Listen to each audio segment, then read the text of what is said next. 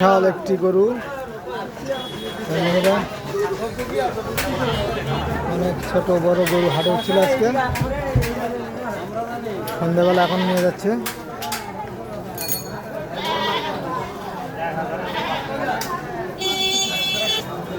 বিশাল বিশাল গরু,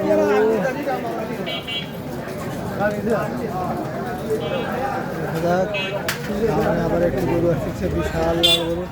দাদা গরু বিক্রি হলো না, কত দাম করে? 1,35,000 টাকা। এই গরুটা বড় ভাই 1,10,000 টাকা। সুন্দর সুন্দর গরু।